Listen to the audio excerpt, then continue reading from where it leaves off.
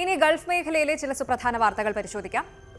December 18 Qatar ദേശീയ ദിനം ആഘോഷിക്കും. ആഘോഷങ്ങളുടെ ഭാഗമായി രാജ്യത്തെ പൊതു സ്വകാര്യ മേഖലകൾക്ക് ശമ്പളത്തോടുകൂടിയ അവധി പ്രഖ്യാപിച്ചു. ദോഹ കോർണിഷിലും ലുസൈലിലും വിപുലമായ ആഘോഷങ്ങളാണ് നടക്കുന്നത്. MES ഇന്ത്യൻ സ്കൂളിലെ വിദ്യാർത്ഥികൾ 12,000 ചതുരശ്ര അടി വിസ്തീർണമുള്ള കൂറ്റൻ മനുഷ്യ പതാക നിർമ്മിച്ച് ലോകശ്രദ്ധ നേടിയിരിക്കുകയാണ്.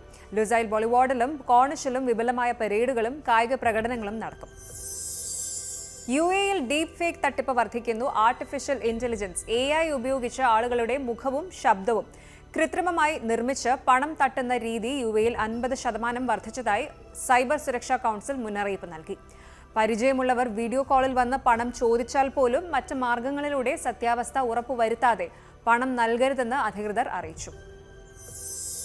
ബഹ്റൈന്റെ 54ാമത് ദേശീയ ദിനം അതിഗംഭീരമായി ആഘോഷിച്ചു. സാഖിർ കൊട്ടാരത്തിൽ ഹമദ് രാജാവിന്റെ നേതൃത്വത്തിൽ നടന്ന ചടങ്ങുകളിൽ പ്രമുഖർ പങ്കെടുത്തു. സൗദി അറേബ്യ, UAE, കുവൈത്ത് എന്നീ രാജ്യങ്ങളിലെ ഭരണാധികാരികൾ ബഹ്റൈന് ആശംസകൾ നേർന്നു.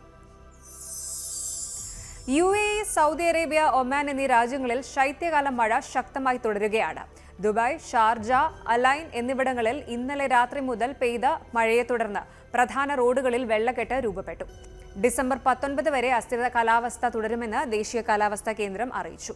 തബൂക്ക് പോലുള്ള ഉയർന്ന പ്രദേശങ്ങളിൽ മഞ്ഞുവീഴ്ച ആരംഭിച്ചു. റിയാദിലും ജിദ്ദയിലും മഴ പെയ്യുന്നതിനെ തുടർന്ന് വാഹനം ഓടിക്കുന്നവർ ജാഗ്രത പാലിക്കണമെന്ന് സിവിൽ ഡിഫൻസ് അറിയിച്ചു.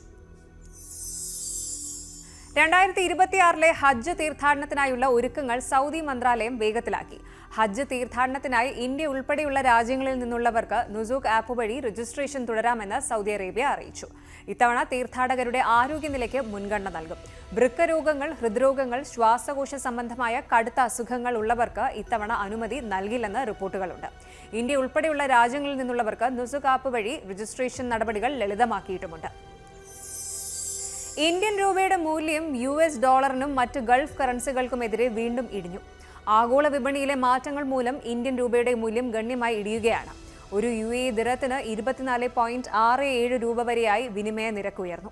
ഇത് പ്രവാസികൾക്ക് നാട്ടിലേക്ക് പണം അയക്കാൻ ഏറ്റവും അനുയോജ്യമായ സമയമാണ്. ഗൾഫ് രാജ്യങ്ങൾ ഇപ്പോൾ ആഘോഷങ്ങളുടെയും ശൈത്യകാലത്തിന്റെയും തിരക്കിലാണ്. സൈബർ തട്ടിപ്പുകൾക്കെതിരെയും കാലാവസ്ഥാ വ്യതിയാനം മൂലമുള്ള മഴയെക്കുറിച്ചും പ്രവാസികൾ പ്രത്യേകം ജാഗ്രത പാലിക്കേണ്ടതുണ്ട്. രൂപയുടെ മൂല്യത്തകർച്ച പ്രവാസികൾക്ക് സാമ്പത്തികമായി ചെറിയ ആശ്വാസവും നൽകുന്നു.